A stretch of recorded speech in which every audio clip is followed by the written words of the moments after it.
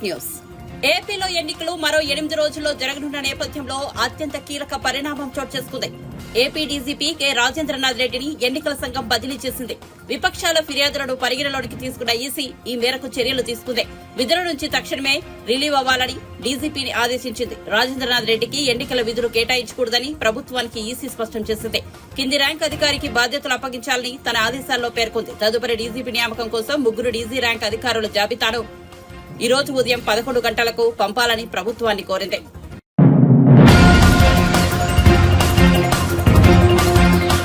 TDP జాతీయ అధ్యక్షుడు Chandrababu Anantapuram urban లో నిర్వహించిన ప్రజాగలం సభకు హాజరయ్యారు. ఈ సందర్భంగా ఆయన ప్రసంగిస్తూ 5 ఏళ్లుగా వైసీపీ ప్రభుత్వం సాగిస్తున్న దోపిడీకి మే 13న జరిగే పోలింగ్ తో ముగింపు పలకాలని పిలుపునిచ్చారు. రాతియుగం నుంచి స్వర్ణయుగం వైపు పయనించాలని, కూటమికి ఏమాత్రం డోకాలేదని స్పష్టం చేశారు. కేంద్రంలో మోదీ 400 సీట్లతో మళ్లీ ప్రధాని కాబోతున్నారని, ఏపీలో 25కి 25 ఎంపీ సీట్లు కూటమి గెలుస్తుందని అన్నారు. 160 సీట్లతో అసెంబ్లీకి వెళ్తున్నామని ధీమా వ్యక్తం చేశారు. కూటమి స్పీడు పెరిగిందని, వైసీపీ డీలా పడిపోయిందని చంద్రబాబు పేర్కొన్నారు.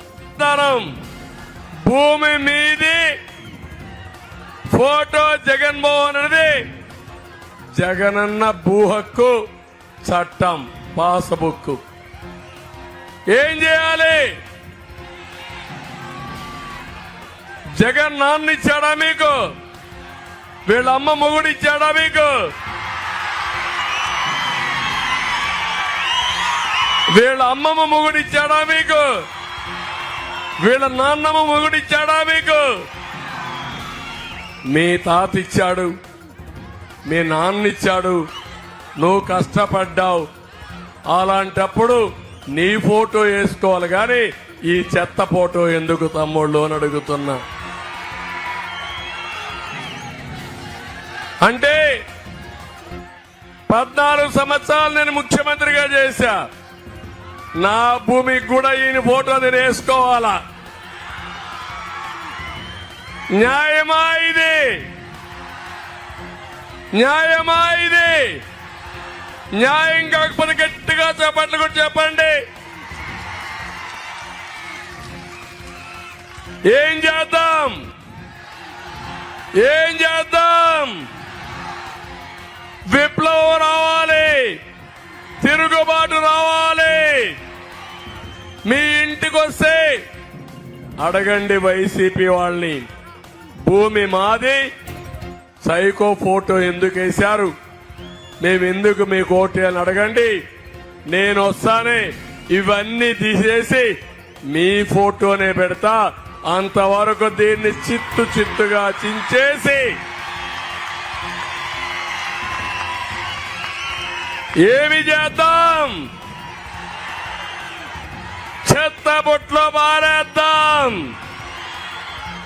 అప్పటికి కూడా వినకపోతే ఒక అగ్గి పుల్ల తీసుకొని బూడిద చేసేయండి.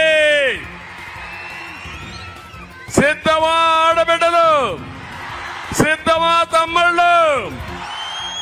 తమ్ముళ్ళు, ఇదే కాకుండా ఇంకొక కొత్త చట్టాన్ని ఒకదాన్ని తీసుకొచ్చాడు. భయంకరమైన చట్టం. ఆ చట్ట ప్రకారం మీకు ఎలాంటి డాక్యుమెంట్స్ ఉండవు. పట్టాదారు పాసు పుస్తకం లేదు, 10-1 లేదు, అడంగల్ లేదు, ఎన్కంబరెన్స్ లేదు, ఏమీ ఉండదు. నీ భూమి జగన్మోహన్ రెడ్డి చేతుల్లో ఉంటుంది.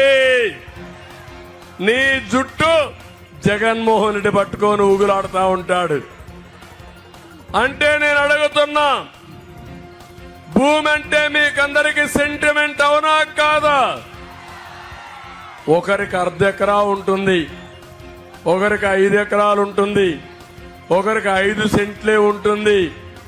భూమి అనేది వారసత్వంగా వస్తుంది, కష్టపడి కొనుక్కుంటాం.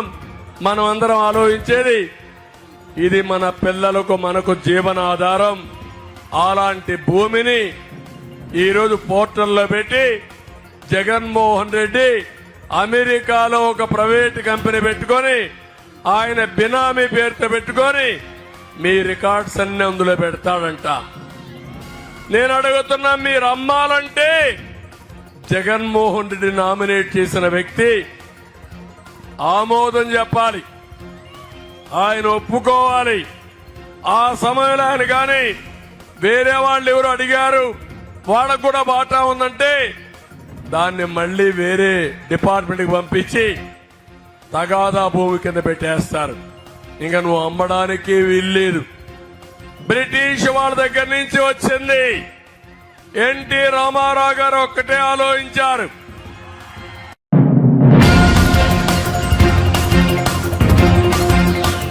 ఏపీలో విద్య, వైద్యం, ఉపాధి, తాగునీరు, సాగునీరు లేకుండా చేశారని జగన్ పై జనసేన అధినేత పవన్ కళ్యాణ్ నిప్పులు చెరిగారు. గుంటూరు జిల్లా పొండూరులో జరిగిన బహిరంగ సభలో ఆయన పాల్గొన్నారు. రాష్ట్రంలో విద్య, వైద్యం, ఉపాధి, తాగునీరు, సాగునీరు లేకుండా చేశారని జగన్ పై నిప్పులు చెరిగారు. నీటిపారుదల మంత్రి అంబటి రాంబాబుకు పోలవరం గురించి తెలియదు కానీ సినిమా పాటలకు స్టెప్పులు వేయడం వచ్చని ఎద్దేవా చేశారు. ల్యాండ్ టైటిలింగ్ యాక్ట్ పట్ల ప్రజలు అప్రమత్తంగా ఉండాలని సూచించారు. ఈ చట్టం ఇంకా అమల్లోకి రాలేదని సజ్జలు అంటున్నారని, మరి అలాంటప్పుడు జీవో ఎందుకు ఇచ్చారని ప్రశ్నించారు. రాష్ట్రంలో కూటమి ప్రభుత్వం ఏర్పడుతుందని విశ్వాసం వ్యక్తం చేశారు. ఈ రోజు మీరు ఆలోచించండి, పోలవరం అనే ప్రాజెక్ట్ ని బాధ్యత తీసుకుని డాన్సులు వేసేవాడు కావాలా, బాధ్యతగా పూర్తి చేసే కూటమి ప్రభుత్వం కావాలా. మనకు 12 లిఫ్ట్ ఇరిగేషన్ ప్రాజెక్టులు మన పొన్నూరుకు రావాలి. అవి చెయ్యని వాడు, సాగునీరు ఇవ్వని వాడు, పూడికలు తీయని ప్రభుత్వం, ఉపాధి ఇవ్వని ప్రభుత్వం, కనీసం హాస్పిటల్ ఫెసిలిటీస్ మెరుగ్గా చేయని ప్రభుత్వం ఏది కావాలి? 60 రూపాయల మందుని 200 రూపాయలు చేసిన ప్రభుత్వం ఇది. అలాగే land titling act, land grabbing act, అది నేనే చాలా సార్లు నాకు అవసరం అయితే నేను అప్పుల కోసం నేను వెళ్ళి బ్యాంకులు తనఖా పెట్టడానికి నా ఒరిజినల్ స్టాంప్ పేపర్స్ పెట్టాను. నేను ఇప్పుడు ఒరిజినల్ డాక్యుమెంట్స్ ఉండవు, మన ముఖాన్ని జిరాక్స్ కాపీ పడేస్తారు. ఎక్కడికి వెళ్తాం జిరాక్స్ కాపీ తీసుకొని? ఏ బ్యాంకు మనకు రుణాలు ఇస్తుంది? ఎవడు మనకి ఇంట్లో ఆడబిడ్డలకి ఆడపడుచులు పసుపు కుంకుమలంతా జిరాక్స్ ఇస్తే ఒప్పుకుంటారా? 25,000 కోట్ల రూపాయలని ప్రభుత్వ ఆస్తుల్ని వైజాగ్ లో తనఖా పెట్టినాడు. కూర్చొని అడ్డగోలుగా 2,000 కోట్ల రూపాయలు 18 అడుగుల పర్మిషన్ తీసుకుని 100 అడుగులు తవ్వేసిన వాళ్ళు, వీళ్ళని ఎలా నమ్ముతాం? కేంద్ర ప్రభుత్వం ముసాయిదా పంపిస్తుంది ఇలాంటి చెక్ చేయమని.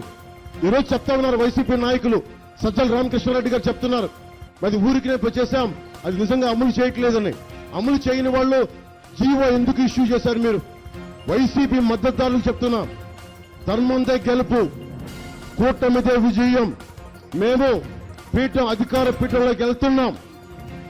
ఇప్పుడు ఇష్యూ వల్ల ఎన్ని సీట్ల మెజారిటీ ఉన్నదే క్వశ్చన్. ఇక్కడ బార్నబస్ అనే దళితుడిని చంపేశారు ఇక్కడ ప్రశ్నించినందుకు. ఎమ్మెల్సీ, వైసీపీ ఎమ్మెల్సీ ఒక చంపేసి డోర్ డెలివరీ చేశాడు. 27 దళిత పథకాలను తీసేశారు, 13 బీసీ పథకాలను తీసేశారు. మనకి 34% ఉండే బీసీ మనకి రిజర్వేషన్ 24% చేశారు. మనకి లా అండ్ ఆర్డర్ లో అక్క నడిపిస్తా ఉంటే అమర్నాథ్ గౌడ్ని పొలాలు చేలలో తీసుకెళ్లి పెట్రోల్ వేసి కాల్ చేశారు. ఎక్కడ రక్షణ ఉంది? గోతులు ఏంటంటే బూతులు తిడతారు, ఏదంటే దాడులు చేస్తారు, ఏదైనా చూసుకుని ఏదైనా దిగుతాను అలాంటి వచ్చి మాట్లాడదామంటే హెలికాప్టర్ ప్యాడ్ లో గోతులు తీసేస్తారు. భవిష్యత్తు మీ చేతుల్లో ఉంది. వైసీపీ మద్దతుదారులు కూడా చెప్తా ఉన్నాను, మీరు కనుక మళ్ళీ మీరు కూడా ఇంకో లాస్ట్ టైం లాగా నిలబడితే మీరు నా మాట నమ్మండి, మీ ఆస్తులు గాల్లో పెట్టిన దీపమే ఎగిరిపోతాయి. జాగ్రత్త. మీ భవిష్యత్తు కోసం చెప్తా ఉన్నాను. చెల్లినే గౌరవించని వాడు, చెల్లికే ఆస్తులు ఇవ్వని వాడు రేపొద్దున మీ ఆస్తులకి ఏం గౌరవిస్తాడు? ఒకసారి ఆలోచించుకొని చాలా జాగ్రత్తగా మీ భవిష్యత్తుని మీ నిర్ణయం తీసుకోండి. నా సంపూర్ణమైన మద్దతు మనకి ధూళిపాల నరేంద్ర గారికి. తెలుగుదేశం మనకి సైకిల్ గుర్తు మీద పోటీ చేస్తా ఉన్నారు.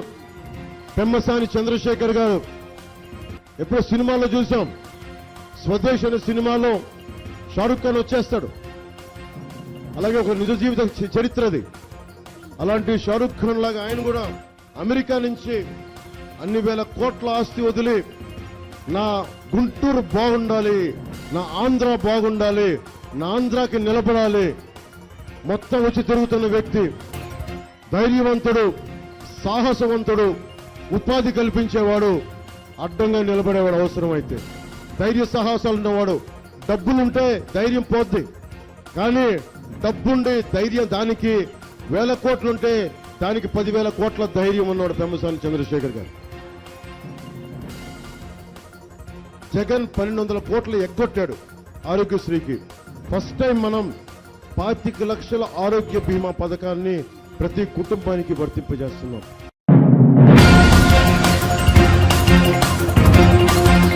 కేంద్ర హోంమంత్రి అమిత్ షా ధర్మవరంలో కూటమి ఎన్నికల ప్రచార సభకు హాజరయ్యారు. ఈ సందర్భంగా ఆయన ప్రసంగిస్తూ నరేంద్ర మోదీ రెండోసారి ప్రధాని అయ్యాక 5 నెలల్లోనే అయోధ్య కేసు గెలిచామని, రామ మందిర నిర్మాణానికి భూమి పూజ చేశామని, మందిరం నిర్మించడమే కాకుండా అయోధ్యలో రామాలయానికి ప్రాణప్రతిష్ఠ కూడా చేశామని వివరించారు. కాంగ్రెస్ నేత రాహుల్ గాంధీకి ఏపీ ముఖ్యమంత్రి జగన్ కు అయోధ్య రామ మందిర ప్రాణప్రతిష్ఠ కార్యక్రమానికి రావాలని ఆహ్వానాలు పంపామని, కానీ వారిద్దరూ రాలేదని అమిత్ షా ఆరోపించారు. ఏపీలో చంద్రబాబు అధికారంలో ఉన్నప్పుడే అభివృద్ది జరిగిందని, జగన్ అధికారంలోకి వచ్చాక అభివృద్ది నిలిచిపోయిందని అన్నారు.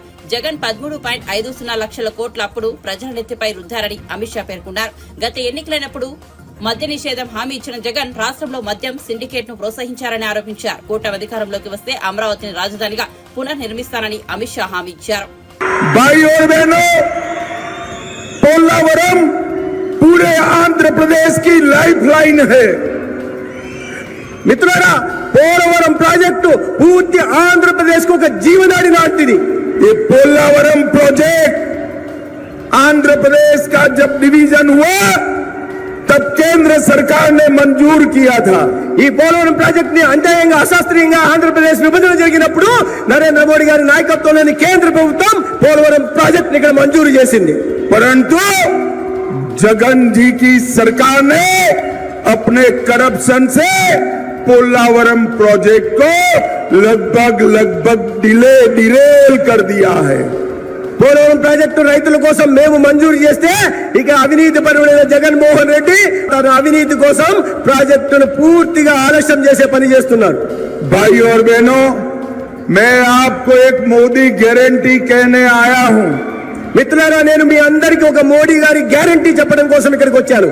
आप आंध्र प्रदेश में चंद्रबाबू जी की सरकार बना दीजिए, ऊपर नरेंद्र मोदी सरकार बना दीजिए.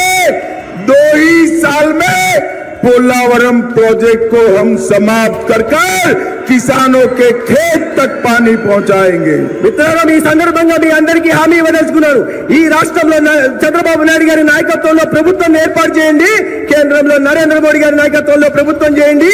నేను ఇస్తున్న హామీ అంటే రాబోయే 2 సంవత్సరాల్లో పోలవరం ప్రాజెక్టును పూర్తి చేసి ప్రతి రైతుకు నీళ్ళు ఇచ్చే కార్యక్రమాన్ని తీసుకొస్తాం. और आंध्र प्रदेश की राजधानी अमरावती को फिर से राजधानी बनाने के लिए अलायंस किया है. ఆంధ్రప్రదేశ్ ఒక రాజధాని అమరావతిని మళ్ళీ రాజధానిగా ఆంధ్రప్రదేశ్ పునఃస్థాపితం చేయడం కోసం మేము పొత్తు పెట్టుకున్నాం.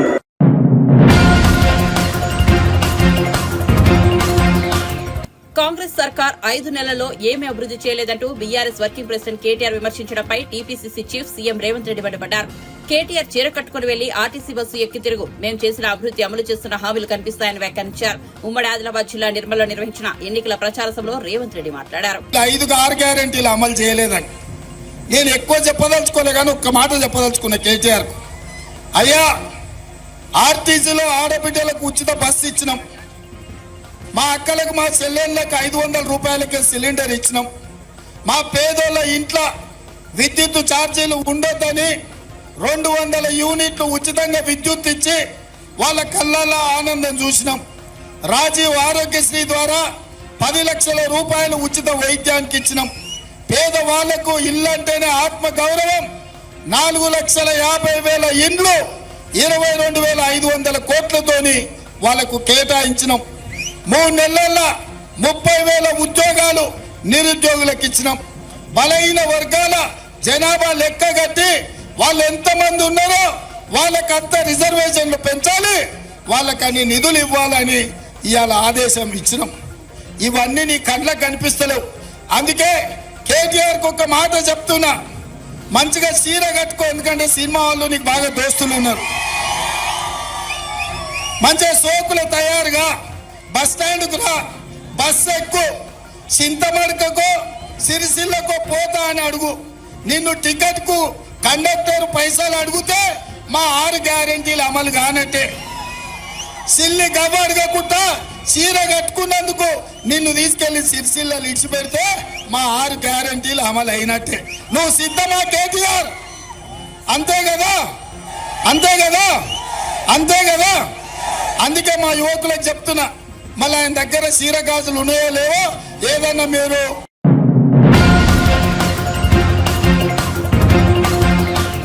గోదావరి జలాలను తరలించుకుపోతామని ప్రధాని మోదీ బహిరంగంగా చెబుతున్నా సీఎం రేవంత్ రెడ్డి ఎందుకు మాట్లాడడం లేదని మాజీ సీఎం బీఆర్ఎస్ అధినేత కేసీఆర్ ప్రశ్నించారు.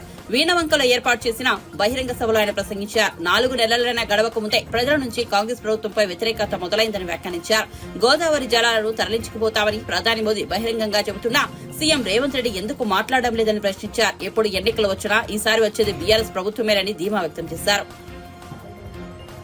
తెలంగాణ రాష్ట్రంలో మళ్ళా వచ్చి తిరిగి అడుగు పెడతా అని చెప్పిన మాట చెప్పానంటే ఎంత ఆత్మవిశ్వాసం ఉండాలి, ఎంత ధైర్యం ఉండాలి, ఎంత నమ్మకం ఉండాలి. అన్న ప్రకారమే మీ అందరి ఆశీర్వచనం, మీ అందరి దీవెన, మీరందరిచ్చిన బలం, తెలంగాణ ప్రజలు ఇచ్చినటువంటి బలం, దాంతో ఆ రోజు నేను విమానం ఎక్కి ఆంధ్రప్రదేశ్ రాష్ట్రం నుంచి పోయినా మళ్ళా విమానం దిగినా అంటే తెలంగాణ రాష్ట్రంలో దిగిన 10 ఏళ్ల పాటు పరిపాలన చేసిన.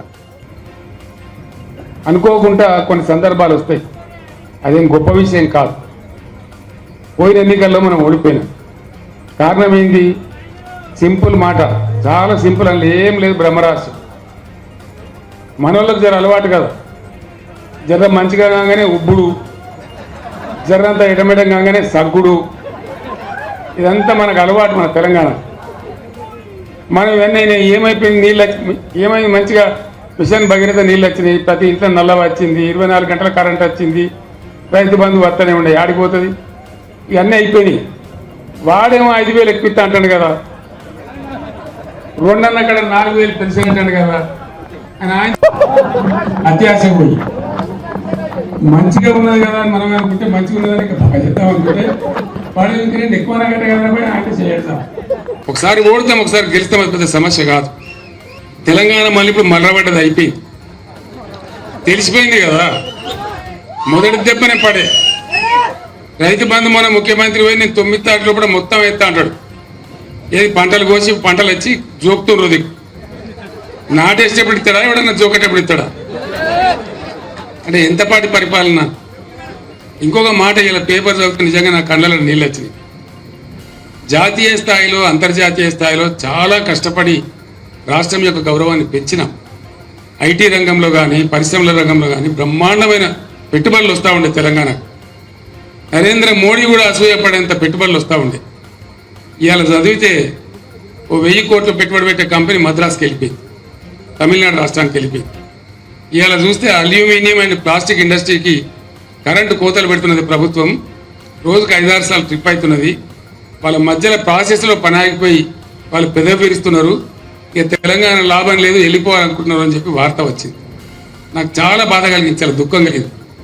4-5 నెలల దుర్మార్గులు ఎంత పని చేసిరి, ఎంత మంచిగా ఉన్న తెలంగాణ ఎట్లా ఆగమైపోయాయి, ఇది ఎట్లా అని చెప్పి చాలా బాధపడ్డాం.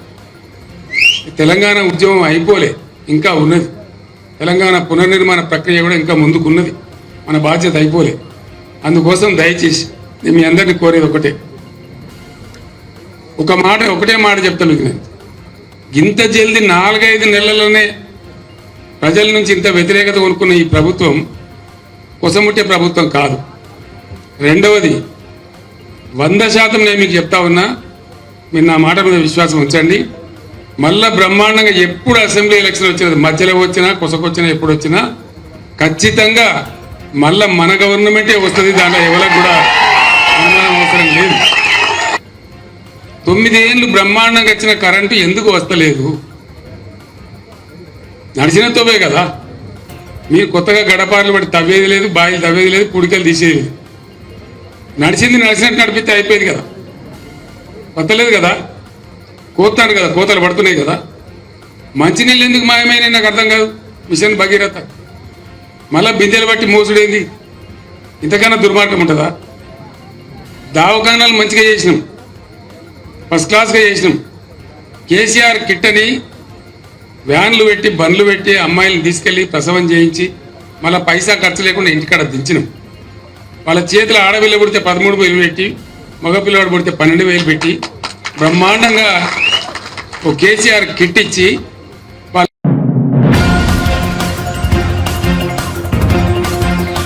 పులివెందుల నియోజకవర్గంలో జగన్మోహన్ రెడ్డి ఓటమి తథ్యమని కాంగ్రెస్ పార్టీ సీనియర్ నేత తులసిరెడ్డి అన్నారు. నియోజకవర్గ ప్రజలకు జగన్ దూరమయ్యారని, ఆయన పాలనలో పులివెందుల అసంఖ్యాక శక్తులకు అడ్డాగా మారిందని ధ్వజమెత్తారు.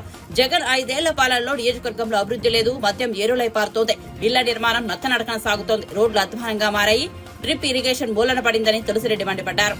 ఈసారి ఎన్నికల్లో పులివెందుల అసెంబ్లీ నియోజకవర్గంలో ముఖ్యమంత్రి జగన్ ఓడిపోవడం తథ్యం. దీన్ని ఆషామాషిగా చెప్పడం లేదు. దీనికి అనేక కారణాలున్నాయి. మొట్టమొదటిది, పులివెందుల నియోజకవర్గ ప్రజలకు ముఖ్యమంత్రి దూరం అయిపోయాడు. తాడేపల్లి ప్యాలెస్లో ముఖ్యమంత్రి దర్శనం నియోజకవర్గ ప్రజలకు లభించడం లేదు. పోనీ నియోజకవర్గానికన్నా వస్తాడంటే సంవత్సరానికి వచ్చేది 2 సార్లు 3 సార్లు. క్రిస్మస్కి ఒకసారి, వైఎస్ జయంతికి ఒకసారి, వైఎస్ వర్ధంతికి ఒకసారి, మ్యాక్సిమం 3 సార్లు లేదా 2 సార్లు ఒకసారి. ఆ వచ్చినప్పుడైనా ప్రజలు కలుస్తాడంటే అది లేదు.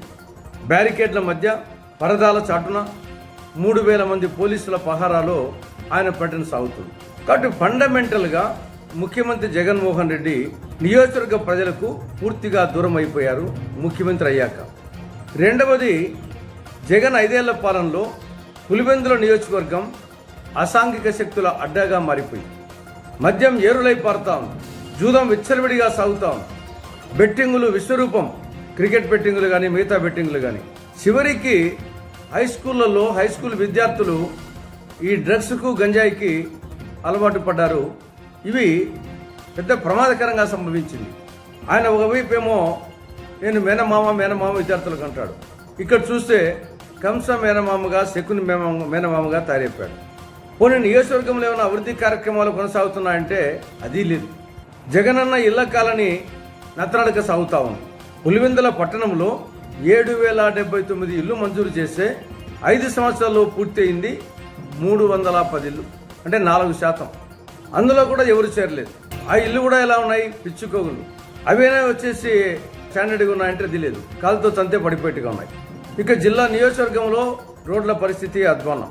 ప్రధానంగా ఈ నియోజకవర్గ ప్రజలు డ్రిప్ ఇరిగేషన్ చాలా రైతులకు ఎంతో అనుకూలంగా ఉండేది, ముఖ్యంగా అరటి, చీని ఈ రైతులకు. కానీ జగన్ ప్రభుత్వం వచ్చిన తర్వాత ఆ డ్రిప్ ఇరిగేషన్ పూర్తిగా మూలపడింది. సబ్సిడీ ఇవ్వడం లేదు, ధరలు పెరిగినాయి, డ్రిప్ పరికరాల ధరలు. కాబట్టి రైతులు ఉపయోగించుకోలేకపోతున్నారు. ఇంకా వీటన్నింటికి తోడు నాకు 20 పైచులకు ఎంపీల నుండి కేంద్రం మెడలు వంచి ప్రత్యేక హోదా, చట్టంలోని అంశాలు సాధిస్తా, కడప జిల్లాలో స్టీల్ ప్లాంట్ ఏర్పాటు చేస్తా అని చెప్పేసి ప్రగల్భాలు పలికారు. కానీ అధికారంలోకి వచ్చిన తర్వాత బీజేపీ చేతిలో కీలుబొమ్మ, కట్టు బానిస, కబాలి అయిపోయినాడు. కేంద్రం మెడలు వంచడం కాదు కదా, కేంద్రం దగ్గర సాష్టాంగ దండప్రమాణాలు చేస్తున్నాడు, అయినా సాధించలేదు. అందుకోసం ఈసారి జగన్ ఓడిపోవడం తథ్యం.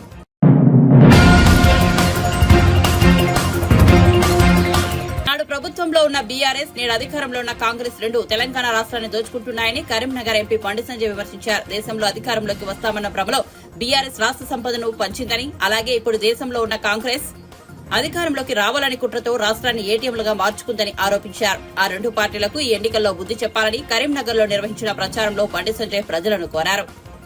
అద్భుతాలు సృష్టించాక నేనే పుట్టినా అని చెప్పి అప్పుడు నమ్మించి ఊరించుకుంటా మాటలు చెప్పి తెలంగాణ యాసతోని, తెలంగాణ భాషతోని ఏ విధంగా ఇతరులను తిట్టి ఇవాళ అధికారంలోకి వచ్చిన తర్వాత ఇవాళ కేసీఆర్ కుటుంబం డబ్బులు సంపాదించుకోవడం కోసం మాత్రమే ప్రయత్నం చేసింది. మన 5 లక్షల కోట్లు అప్పు చేసింది. వాళ్ళు కేసీఆర్ కుటుంబం ఏ విధంగా ధనికులైపోయారు, తెలంగాణ రాష్ట్రంలో పేదలు ఏ విధంగా ఇలా ఇంకా పేదలుగా మారారు. దీన్ని తెలంగాణ సమాజం ఇంకా మర్చిపోలేదు. తెలంగాణ ఉద్యమ సమయంలో ముఖ్యమంత్రి కాకముందు ఏ విధంగా నమ్మించి గొంతు కోసిండో మళ్ళా తిరిగి నమ్మించి గొంతు కోసే ప్రయత్నం బీఆర్ఎస్ పార్టీ చేస్తున్నది. ఇవాళ వాళ్ళ ప్లాన్ ప్రకారం కేసీఆర్ మంచోడు అని చెప్పే ప్రయత్నం చేస్తున్నారు. ఏ విధంగా కేసీఆర్ మంచోడు, లిక్కర్ కేసు ఇక్కడ పైసలు తీసుకుపోయి ఢిల్లీలో పెట్టిర్రు, ఇక్కడ పైసలు తీసుకుపోయి పంజాబ్లో పెట్టే ప్రయత్నం చేసిర్రు, ఇక్కడ పైసలు తీసుకుపోయి దేశవ్యాప్తంగా లిక్కర్ టెండర్లో పెట్టే ప్రయత్నం చేసిర్రు.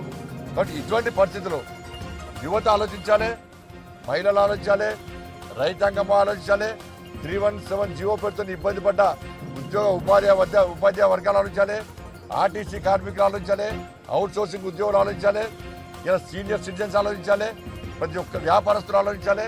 ఇక్కడ వ్యాపారం చేయలేని పరిస్థితి, భార్యాభర్తలు ఫోన్లు మాట్లాడుకోలేని పరిస్థితి, ఒకరికొకరు కలుసుకోలేని పరిస్థితి, ఎంత నిర్బంధం, ఎన్ని అరాచకాలు. ఎన్ని కబ్జాలు ఇవాళ కరీంనగర్లో చూడండి. ఇలా బీఆర్ఎస్ పార్టీ కార్పొరేటర్లనే ప్రజల చేతులకు ప్రజాప్రతినిధులే ఇవాళ కబ్జాలకు గురైతే ఇవాళ జైల్లో ఉన్నటువంటి పరిస్థితి వస్తారు తెలుసుకోండి. ఇలా ప్రజల ఆస్తులకు గ్యారంటీ లేదు బీఆర్ఎస్ గవర్నమెంట్లో, ప్రజల ప్రాణాలకు గ్యారంటీ లేదు బీఆర్ఎస్ పార్టీ గవర్నమెంట్లో, ప్రజల జాగలకు గ్యారంటీ లేదు కాంగ్రెస్ పార్టీ. 6 గ్యారంటీల విషయంలో రాష్ట్ర ముఖ్యమంత్రి మాట్లాడతలేడు, కాంగ్రెస్ పార్టీ మాట్లాడతలేరు. మీరు 2,500 రూపాయలు ఎంతమందికి ఇచ్చిర్రు? మహిళలకు ఇచ్చిర్రు. తులం బంగారం ఎంతమంది మహిళలకు ఇచ్చిర్రు? 4,000 రూపాయలు ఆస్తుల పెన్షన్ ఎంతమందికి ఇచ్చిర్రు? 15,000 రూపాయలు రైతు భరోసా పేరు మీద ఎంతమంది రైతు అకౌంట్లో వేసిర్రు? 12,000 రూపాయలు రైతుల ఎంతమంది కూలీ రైతుల అకౌంట్లో వేసిర్రు? 5 లక్షల రూపాయలు ఎంతమంది ఇల్లు జాగరణలకు ఇచ్చిర్రు? ఎంతమంది రైతులకు బోనస్ ఇచ్చిర్రు? ఏ ప్రాంతంలో తరుగుతాలు తేమ లేకుండా ఉన్నారు? 5 లక్షల రూపాయలు విద్యార్థి భరోసా కార్డు ఎంతమందికి ఇచ్చిర్రు? ఫీజు రియంబర్స్మెంట్ చేస్తానంటే బీఆర్ఎస్ పార్టీ చేయలేదు, కాంగ్రెస్ పార్టీ కూడా చేస్తలేదు. కానీ కాంగ్రెస్ పార్టీ వాళ్ళ కాంట్రాక్టర్లు, వాళ్ళ పార్టీ లీడర్లు, కాంట్రాక్టర్లు అని కూడా పొట్టు బిల్స్ అన్ని దొబ్బిపోతున్నారు. రైతులకు ఇవ్వడానికి, బోనస్ ఇవ్వడానికి, రైతులకు ఇచ్చిన హామీలు నెరవేర్చడానికి పైసలు కాంగ్రెస్ పార్టీ నాయకుడు కదా, ఇచ్చిన హామీలు గ్యారెంటీ నెరవేర్చడానికి పైసలు కాంగ్రెస్ పార్టీ నాయకుడు కదా. కానీ ఢిల్లీకి పైసలు పంపించడానికి, రాష్ట్ర వ్యాప్తంగా ఖర్చు పెట్టడానికి దీన్ని తెలంగాణ రాష్ట్రాన్ని ఒక ఏటీఎం లెక్క మార్చుకుంది కాంగ్రెస్ పార్టీ. ఢిల్లీ నుంచి ఎప్పుడు ఫోన్ వస్తే అప్పుడు ఎన్ని వందల కోట్ల రూపాయలు అంటే అన్ని వందల కోట్ల రూపాయలు ఢిల్లీకి పంపించడం మాత్రం కాంగ్రెస్ పార్టీకి సాధ్యమవుతుంది. బట్ ఇటువంటి పరిస్థితుల్లో ఈ 2 పార్టీలకు గుణపాఠం చెప్పాల్సిన అవసరం ఉంది.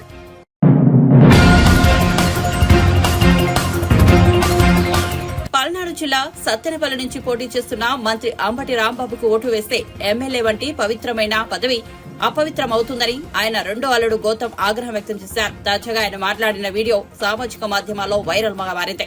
అంబటి రాంబాబు రెండో అల్లుడు గౌతమ్ హైదరాబాద్ లో ఓ ప్రైవేట్ ఆసుపత్రిలో వైద్యుడిగా పనిచేస్తున్నాడు. తన మామైన అంబటి రాంబాబుకు ఓటు వేయొద్దంటూ గౌతమ్ ప్రజలకు సూచించాడు. ఆ పదవికి అంబటికి ఏమాత్రం అర్హులు కాదని గౌతమ్ తన వీడియోలో విమర్శించారు. మంచి మానవత్వం, మర్యాద ఏమాత్రం లేని అంబటికి ఓటు వేస్తే ఆ ఓటు వృధా అవుతుందని అన్నారు. నా పేరు డాక్టర్ గౌతమ్. నేను ఇప్పుడు సిట్టింగ్ ఎమ్మెల్యే అండ్ మినిస్టర్ అయిన అంబటి రాంబాబు అల్లుండి. అది నా దురదృష్టం, ఎవరు ఏం చేయలేరు. బట్ ఈ వీడియో చేయాలా లేదా అని నేను చాలాసార్లు ఆలోచించి చేయడం నా బాధ్యత అని అనుకున్న తర్వాత నేను ఈ వీడియోస్ ఇస్తున్నాను. అంబటి రాంబాబు అంత నీచుడు, నికృష్టుడు, దరిద్రుడు, శవాల మీద పేలాలు ఏరుకునే రకాన్ని నేను నా జీవితంలో చూడలేదు. రోజు పొద్దున్నే దండం పెట్టుకునేటప్పుడు ఇంతటి నీచుడిని ఇంకొకసారి నా లైఫ్లో ఇంట్రడ్యూస్ చేయకు స్వామి అని ఎప్పుడు కోరుకుంటూ దండం పెట్టుకుంటుంటా. అంత భయంకరమైన వ్యక్తి. ఎందుకు ఇప్పుడు చెప్తున్నానంటే తన పోటీ చేయబోయే పోస్ట్ అలాంటిది. ఏ పోస్ట్కి అయితే మంచితనం, మానవతా విలువలు, కనీసం బాధ్యత ఉండాలో వీటిల్లో అందరికీ 100% అందరికీ అన్నీ ఉండక్కర్లేదు. 0.001% కూడా లేని వ్యక్తి అంబటి రాంబాబు. ఇలాంటి వ్యక్తికి ఓటేసేటప్పుడు మనకు తెలియకుండానే కొన్నిటిని మనం ప్రోత్సహిస్తున్నట్టు. ఎలాంటి వాటిని? ఎవరైతే నిస్సిగ్గుగా ఎంత పెద్ద గొంతేసుకొని ఎంత పెద్ద అబద్ధాన్ని అరిచినా సరే దాన్ని నిజం చేయొచ్చు అన్న కాన్ఫిడెన్స్తో బతుకుతారో సమాజంలో, అలాంటి వాళ్ళకి ఓటేస్తున్నట్టు. ఎంత లేకి పని అయినా చేసి చాలా హుందాగా బతకచ్చు సమాజంలో అని అనుకునే వాళ్ళకి ఓటేస్తున్నట్టు. ఏదైనా చేసి సిగ్గు లేకుండా సిగ్గులేని తనాన్ని ప్రోత్సహించవచ్చు అని అనుకునే వాళ్ళకి మనం ఓటేస్తున్నట్టు. ఇలాంటి వాళ్ళకి ఓటేస్తే ఇవే సమాజం యొక్క తలరాతలాగా మారి రేపు సమాజం కూడా ఇలానే తయారవుతుంది. దీన్ని ప్రజలు గమనించి సరైన ఓటుతో, సరైన బాధ్యతతో ఓటేసి సరిగ్గా నాయకుడిని ఎంచుకుంటారని ఆశిస్తూ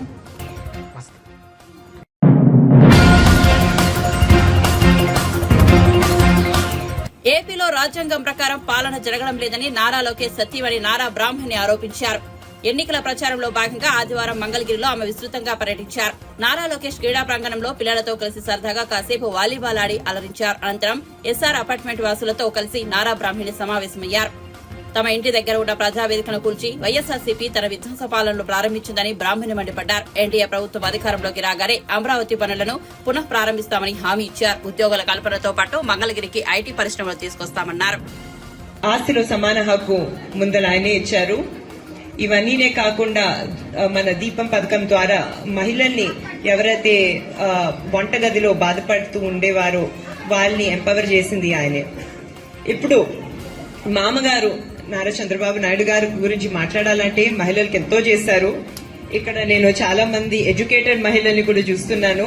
ఎవరైతే డాక్టర్స్ లేకపోతే ఇంజనీర్స్, నేను కూడా ఒక ఇంజనీర్ నేనండి, దాని ఘనత ఆయనే. ఎందుకంటే మన భారతదేశంలో ప్రొఫెషనల్ ఎడ్యుకేషన్ లో మహిళలకి మొట్టమొదట రిజర్వేషన్ ఇచ్చింది ఆయనే. వాళ్ళ కాళ్ళ మీద వాళ్ళు నిలబడగలుగుతున్నారు. అదే కాకుండా డ్వాక్రా ప్రాజెక్ట్స్ ని కూడా ఈ స్థాయిలో ఎంకరేజ్ చేసింది నారా చంద్రబాబు నాయుడు గారు. దాని ద్వారా ఎంతో మంది మహిళలు బాగుపడారు. వాళ్ళు చేసిన ఉత్పత్తుల్ని వాళ్ళు ఎక్స్పోర్ట్ చేసుకున్నారు, లాభాల్లోకి కూడా వెళ్లారు. ఇవన్నీనే కాకుండా ఆయన మహిళలు సంక్షేమం కోసం ఇంట్లో కూడా చాలా ఎక్కువ చేసేవారండి. నేను ఇంటర్నేషనల్లీ చదువుకోవటానికి నేను చాలా గర్వంగా ఉంది. లోకేష్ గారు ఎన్నో ఇబ్బందుల్ని చూశారు గత 5 సంవత్సరాలుగా, మీరందరూ చూశారు. తప్పుడు కేసులు పెట్టడం జరిగింది. మన మంగళగిరిలో ఉండే మా ఇంటి మీద దాడి చేయడం జరిగింది. అదే కాకుండా రాజ్యాంగానికి వ్యతిరేకంగా నారా చంద్రబాబు నాయుడు గారిని జైల్లో పెట్టడం జరిగింది. మీరంతా చూశారు. మీరంతా పెద్ద సంఖ్యలో బయటకు వచ్చి సపోర్ట్ చేశారు. ఇప్పటిదాకా మన మంగళగిరిలో ఎంతో కొంత డెవలప్మెంట్ జరిగిందంటే అది నారా చంద్రబాబు నాయుడు గారి హయాంలో, అవునా కాదా? లోకేష్ గారు ఎన్నో కంపెనీస్ ని తీసుకొచ్చారు. దీనివల్ల చాలా మందికి ఎంప్లాయ్మెంట్ కలిగింది. 5 years లో ఏమీ జరగలేదు. ఏ కంపెనీస్ ఇక్కడికి రావాలనుకున్నారో ఆ కంపెనీస్ కూడా తిరిగి వెళ్లిపోయాయి. ఏం డెవలప్మెంట్ జరగలేదు. మన మంగళగిరికి లోకేష్ గారికి ఒక పెద్ద విజన్ ఉందండి. మన పరిశ్రమలు తీసుకుని రావాలి, మన పిల్లలకి మంచి విద్య ఇక్కడే కలగాలి, వాళ్ళందరికీ ఆపర్చునిటీస్ ఇక్కడే కలగాలి. ఇప్పుడు ఎయిమ్స్ హాస్పిటల్స్ ఎంప్లాయీస్ ని కలిసి వస్తున్నానండి. వాళ్ళు కూడా చెప్తున్నారు ఎయిమ్స్ ని ఇక్కడ తెచ్చిన ఘనత నారా చంద్రబాబు నాయుడు గారిదే. అండ్ ఇక్కడ రోడ్లు బాగాలేవు, నేను చూస్తున్నాను. మున్సిపాలిటీలో డ్రైనేజ్ కూడా బాగాలేదు. అండర్ గ్రౌండ్ డ్రైనేజ్ అనేది ఏర్పాటు చేసుకోవాలి. అండ్ మంగళగిరిని not just as educational hub, ఒక కల్చరల్ క్యాపిటల్ గా మనం ఏర్పాటు చేసుకోవాలి. దే ఆర్ నోన్ ఫర్ ఇక్కడ ఉన్న వీవర్స్, ఇక్కడ చేనేత పరిశ్రమ అనేది అభివృద్ధి చేసుకోవాలి. అండ్ నాట్ జస్ట్ దాట్, ఇక్కడ స్వర్ణకారులు కూడా చాలా టాలెంటెడ్, అది అందరికీ తెలిసిందే. మన రాష్ట్రం అప్పుల పాలైపోయింది. అండ్ దీనికి తాకట్టు పెట్టేది మనందరి యాసెట్సే. మీ అందరికి ఉన్న ల్యాండ్స్ వాటన్నిటిని తాకట్టు పెట్టడం జరిగింది. ఇప్పుడు ల్యాండ్ డాక్యుమెంట్స్ కూడా అడుగుతున్నారు. చాలా ఇబ్బందిగా ఉంది చాలా మందికి. సో తప్పకుండా మన ఆంధ్ర రాష్ట్రాన్ని మన అభివృద్ధి చేసుకోవాలంటే నారా చంద్రబాబు నాయుడు గారే చేయగలుగుతారనే కాన్ఫిడెన్స్ మనందరిలో ఉంది, అవునా కాదా? అండ్ మన భవిష్యత్తు తరాలు, మన పిల్లలు అందరూ బాగుండాలంటే తప్పకుండా మన కూటమిని గెలిపించుకోవాలి. మనము now is the time, now is the only chance that we have. మన ఆంధ్ర రాష్ట్ర పునర్వైభవం తిరిగి తీసుకురావాలంటే మనం చాలా రెస్పాన్సిబుల్ గా ఓటేయాలి. నేను ఇక్కడ వచ్చింది మిమ్మల్ని ఓట్లు అడగడానికి కాదు, మీరు చాలా రెస్పాన్సిబుల్ గా ఆలోచిస్తారని నాకు తెలుసు. కానీ మీరు బయటకు వచ్చి మీరు ఓటు వేయాలి, మీ హక్కును మీరు వినియోగించుకోవాలి. అదే కాకుండా మీ చుట్టూ ఉండే వాళ్ళని కూడా మీరు ఎంకరేజ్ చేయాలి. ఎందుకంటే ఇప్పుడు సమ్మర్, పీక్ సమ్మర్, మొన్న టెంపరేచర్ 47 degrees అని చెప్పారు, ఇంకా పెరగబోతుంది. సో మీరు చుట్టూ ఉండే వాళ్ళని ఎంకరేజ్ చేయాలి, సరిగ్గా ఆలోచించమని తప్పకుండా ఇన్స్పైర్ చేయాలి. సో మరొకసారి మీ అందరితో ఉండటం నాకు చాలా ఆనందంగా ఉంది.